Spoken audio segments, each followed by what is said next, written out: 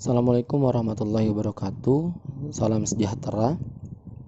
Perkenalkan, nama saya Nur Mukhlas dengan NIM 20191111043, berada di kelas F,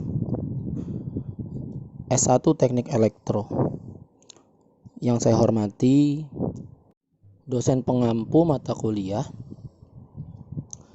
Oleh karenanya, persilahkan saya untuk menjelaskan sedikit terkait pembahasan yang telah saya kerjakan, yakni pengukuran dan instrumen. Subjek ini secara luas memiliki dua divisi. Satu, berurusan dengan alat ukur yang disebut elektronik, pengukuran dan lainnya. Berurusan dengan sensor transducer, pemantauan, dan pengendalian fisik parameter yang disebut instrumentasi. Secara umum, cara instrumen digunakan adalah diklasifikasikan sebagai berikut. Yang pertama, pemantauan proses dan operasi. Yang kedua, pengendalian proses dan operasi. Yang ketiga, analisis rekayasa eksperimental. Ini hanya cara klasifikasi umum dan mungkin ada aplikasi lain juga. Pemantauan proses dan operasi, beberapa alat ukur hanya memiliki fungsi pemantauan. Untuk contohnya, termometer dan barometer. Mereka hanya menunjukkan kondisi lingkungan dan tidak dapat mengontrol fungsi apapun. Kontrol proses dan operasi, beberapa instrumen digunakan untuk mengontrol proses operasi, misalnya sistem pemanas rumah menggunakan kontrol termostat, pengukur suhu instrumen merasakan suhu ruangan sehingga memberikan informasi yang perlu dan tepat dari sistem kontrol. Rudal yang dipandu oleh ledakan panas yang dikeluarkan dari pesawat adalah contoh lain. Analisis rekayasa eksperimental dalam pekerjaan penelitian dan pengembangan alat ukur adalah digunakan dalam melakukan percobaan seperti pengukuran tegangan, arus, dan lain-lain. Begitu penerapan instrumen secara khusus dimaksudkan untuk tujuan eksperimental saja. Keuntungan sistem instrumentasi. Beberapa keuntungan dari sistem instrumentasi meliputi pengukuran jarak jauh, pengukuran yang akurat, yang ketiga pengukuran dalam kondisi buruk, reaktor nuklir, aplikasi luar angkasa, dan lain-lain. Dan yang keempat, kenyamanan, perekaman, data, printout, dan lain-lain. Dan yang terakhir, yakni pengurangan ukuran. Skema blok sistem pengukuran. Besaran ukuran yang akan diukur disebut besaran ukur. Transducer, alat yang mengubah besaran fisika menjadi besaran listrik atau sebaliknya.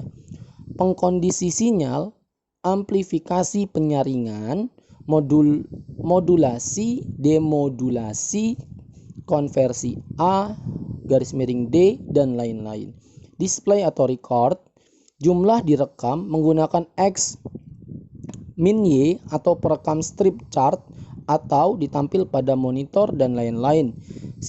Setiap sistem pengukuran umum seperti yang ditunjuk pada gambar 1,1 akan memiliki transducer yang mengubah kuantitas fisik ke dalam bentuk listrik sehingga sinyal dapat dimodifikasi sesuai dengan persyaratan. Perangkat pengkondisi sinyal akan melakukan tugas ini dan parameter yang akan diukur ditampilkan atau direkam. Tujuan pengukuran yang pertama untuk menetapkan validitas desain. Yang kedua untuk memprediksi batas kapasitas. Yang ketiga untuk memberikan informasi yang diperlukan untuk melengkapi pekerjaan analisis lebih lanjut. Jenis instrumen yang akan digunakan tergantung pada jenis datanya. Data tersebut diklasifikasikan sebagai berikut. Yang pertama, data kondisi stabil. Jika data bervariasi dalam kisaran 0 sampai 5 Hz. Yang kedua, data sementara jika variasi parameter berada pada tingkat yang jauh lebih tinggi atau lebih besar 5 Hz. Yang ketiga, data dinamis. Variasi parameter bersifat periodik, sama seperti teknik elektronik memiliki subcabang yang berbeda seperti perangkat elektronik, sirkuit, gelombang mikro, teknik radar, dan lain-lain. Subjek instrumentasi dan pengukuran elektronik juga memiliki banyak instrumentasi elektronik, instrumentasi mekanik, instrumentasi biomedis, meteorologi adalah subcabang yang berbeda di daerah ini. Ringkasan, sinkronisasi digunakan untuk pengukuran perpindahan. Perpindahan sudut diubah menjadi listrik output atau I/O microsine adalah elemen keengganan variabel lainnya. Ini banyak digunakan dalam gyroscopic sensitivist instrument dalam alat ukur aliran, pergerakan aliran, fluida secara langsung atau tidak langsung digunakan untuk menggerakkan perangkat sekunder. Rotameter adalah jenis lain dari flowmeter yang diklasifikasikan di bawah flowmeter area. Transducer, kapasitansi variabel digunakan untuk menentukan parameter seperti gaya, perpindahan, tekanan, dan lain-lain. Mikrofon karbon adalah transducer kapasitansi. Getaran suara yang dihasilkan pada lapisan tipis diafragma membran logam menyebabkan getaran kapasitansi dan tegangan output berubah. Piezoelectric transducer adalah transducer aktif karena efek piezoelektrik tegangan keluaran listrik dihasilkan karena input mekanis dengan gaya, tekanan, renggangan, dan lain-lain. Bahan alami yang menunjukkan efek ini adalah quartz dan garam Rosel. Bahan sintetisnya adalah amonium dihidrogen fosfat, barium titanat, timbal zirconet, tinatet, dan lain-lain. D33 adalah parameter yang menunjukkan muatan listrik yang dihasilkan dengan gaya yang diterapkan. Satuannya adalah coulomb atau newton. Poin yang paling penting untuk diingat, yang pertama adalah sinkronisasi digunakan untuk perpindahan sudut pengukuran. Yang kedua, microsine adalah reduktansi variabel line element. Yang ketiga, untuk pengukuran aliran head flow meter dan pengukur aliran area digunakan. Yang keempat, rotameter adalah satu jenis pengukuran aliran area.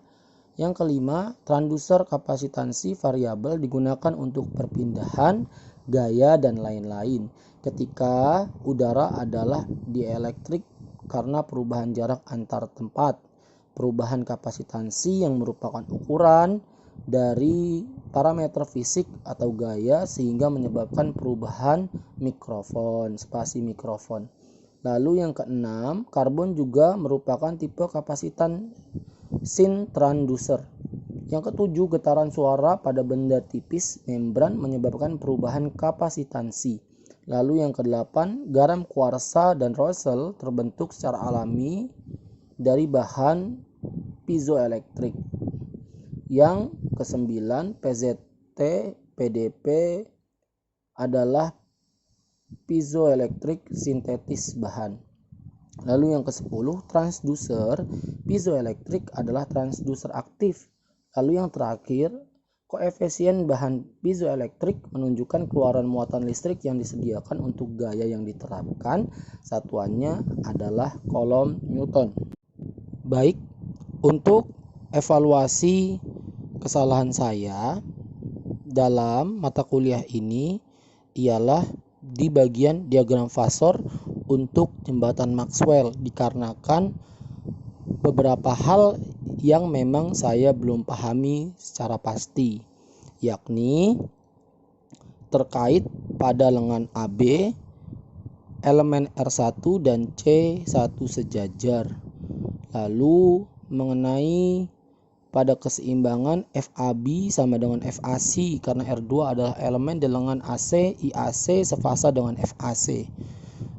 Oleh karenanya, mohon dimaklumi oleh dosen pengampu. Sehat selalu. Salam sejahtera untuk dosen pengampu. Wassalam.